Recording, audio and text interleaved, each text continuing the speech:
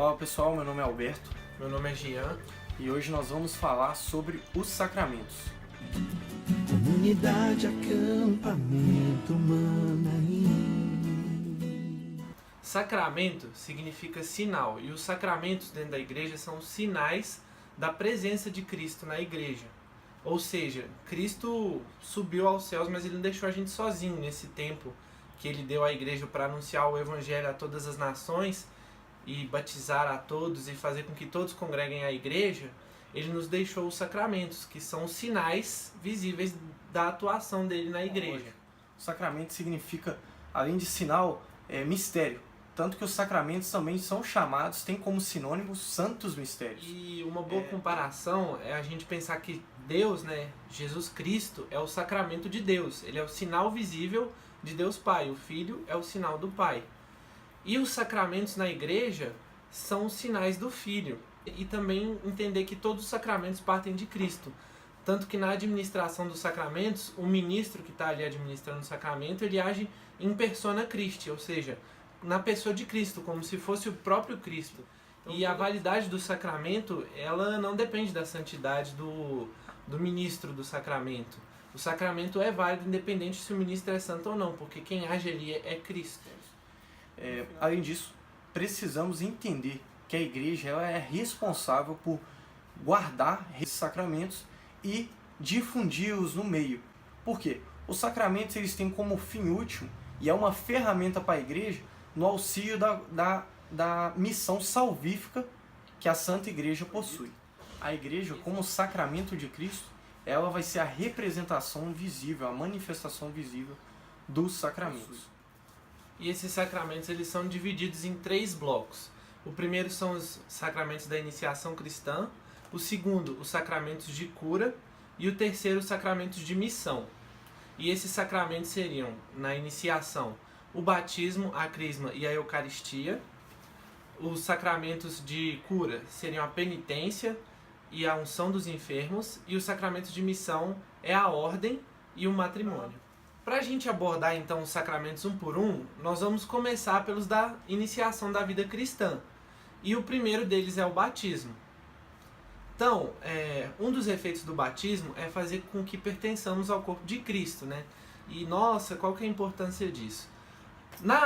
No Antigo Testamento, para se pertencer ao povo de Cristo, né, aos eleitos de Israel, era necessário que se fosse circuncidado. E só era circuncidado aqueles que tinham o sangue judeu. Ou então aqueles a quem eles, por exemplo, num acampamento destruíram a terra, sobraram algumas pessoas, eles iam e circuncidavam, por ordem de Yahvé, né, do Senhor. E então, para pertencer ao povo de Deus, ficava uma coisa meio reduzida, era só quem era circuncidado, e a circuncisão também não era uma coisa assim, mas todo o povo judeu tinha a obrigação de circuncidar os filhos. E aí, com a nova aliança, né, com o advento de Cristo, para se pertencer ao povo de Cristo, basta que seja batizado. E é por isso que os pais cristãos têm o dever de batizar os seus filhos na igreja, até porque prometem isso no sacramento do matrimônio.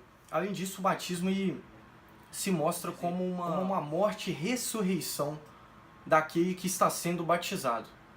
Nós precisamos morrer para vivermos a santidade. Nós precisamos morrer para este mundo. Por quê? Porque nós temos uma espécie de segunda natureza, a natureza do pecado, que deriva lá dos nossos primeiros pais, Adão e Eva. A concupiscência, a nossa tendência ao mal, a nossa tendência a praticar o pecado.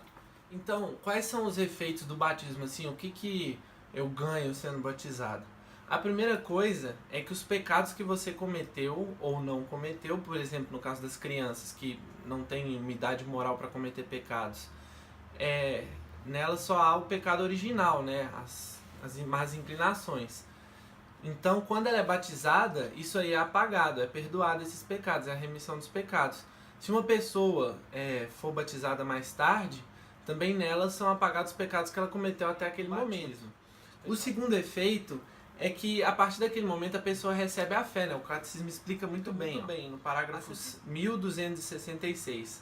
A Santíssima Trindade dá ao batizado a graça santificante, a graça da justificação, a qual torna-o capaz de crer em Deus, de esperar nele e de amá-lo por meio das virtudes teologais, ou seja, a fé, a esperança e a caridade. Concede-lhe o poder de viver e agir sob a moção do Espírito Santo por seus dons.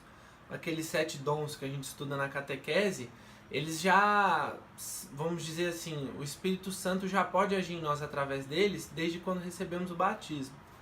E por fim, permite-lhes crescer no bem pelas virtudes morais, ou seja, o batismo dá a nós uma certa disposição a seguir as virtudes morais. E é claro, cabe a nós corresponder ou não a isso. E a terceiro efeito é que nós somos incorporados na igreja, no corpo de Cristo. Nós somos marcados com aquele selo, como se fosse a circuncisão de todo cristão, o batismo.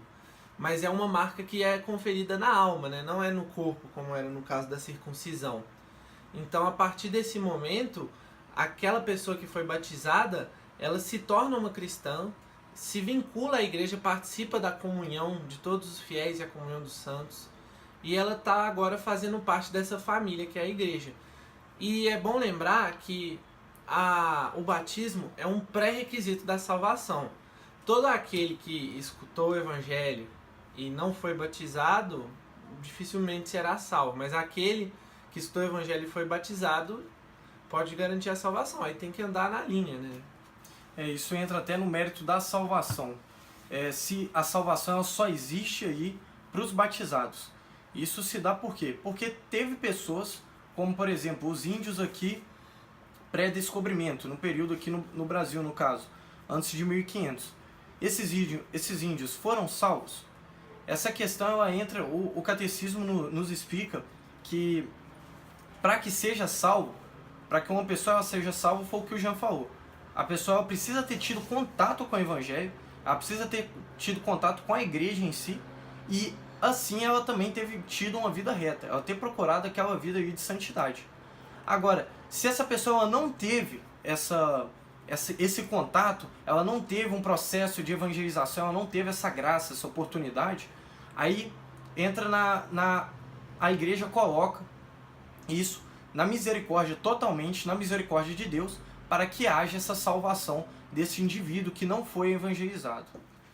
E por isso, o Catecismo da Igreja Católica nos ensina no parágrafo 1257 que Deus vinculou a salvação ao sacramento do batismo, mas ele mesmo não está vinculado aos seus sacramentos. Tá bom. Então, ó, você bota esse dedo no like e se inscreve no canal do Manaim, tá certo?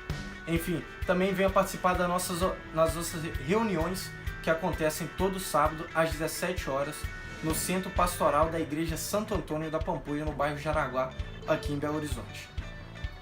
Um abraço!